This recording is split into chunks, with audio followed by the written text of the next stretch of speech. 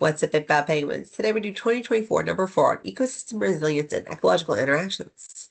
The common wild oak is native to regions of Europe and Asia, but is an invasive species in central California grasslands. In California, the common wild oak has completely replaced some species of native bunch grass. Researchers found that aphids, a type of small insect that often carries plant viruses, have a much higher reproductive rate in grasslands that include the common wild oak than in grasslands composed of only native bunch grass species. Additionally, the virus carried by the aphids appear to affect only native bunch grasses and not the common wild oak. Native bunch grasses affected by the virus have a much higher death rate than native bunch grasses that are not infected. So our first question is always going to ask us a biology question. So A, describe the change in the resilience of an ecosystem when there's a decrease in the number of species. So you have to remember that the number of species helps us to determine the biodiversity. And so the higher the biodiversity is, the higher the resilience of the ecosystem is. There's more of these different organisms, these different species that can kind of take effect if there is a change in the ecosystem.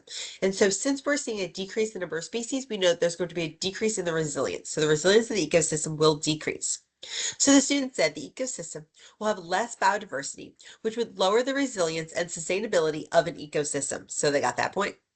Part B, explain how the addition of the common wild oat affects the number of native bunchgrass plants that can be supported by the California grassland systems. Okay, so we're seeing that it is an invasive species in California. And so because it's an invasive species, it's going to be able to outcompete those native bunch grasses. And so we're going to see that it also, as we said, that the aphids are going to carry these different viruses and they have higher reproductive rates in the ones that have that wild oat. So we're going to see that there's going to be a decrease in that bunch grass species. Okay, so one, because it's limiting the resources that are available to those native plants, which results in a decrease in that population size. Or you can talk about that the aphid population will increase, which causes there to be an increase of the exposure to the viruses, which will ultimately decrease that population size of the native bunch grass. So they gave you two different things in that prompt. Now, again, we're using the prompts to answer the question, right? So they asked us how adding that wild oat was. You just look back at the prompt, you can see that it was an invasive species. You brought your brain to, outcompeting. Or you bring your thought to the fact that the aphids are going to have higher reproductive rates in ones where there was the wild oat. So you're going to see that there's going to be a decrease in the bunch grasses because of that.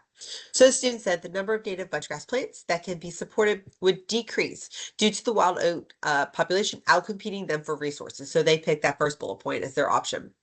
So that gave them another point. So I always find that C and D work well together. Researchers suggest adding ladybugs, predators of the aphids, to the California grasslands.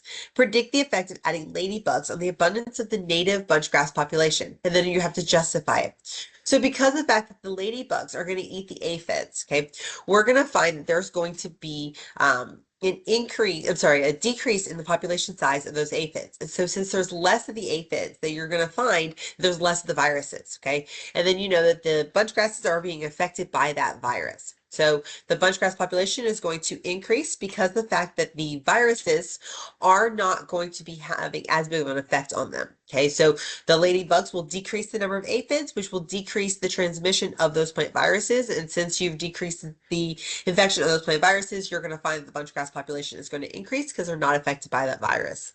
So they said the abundance of the native bunchgrass population would increase. And then D says, due to less aphids, due to them being consumed by the ladybugs, which will result in less native bunch grasses dying due to less transmittance of the plant virus by the aphids. Hope this helped. Remember that 8-pound pain just assessed by y'all.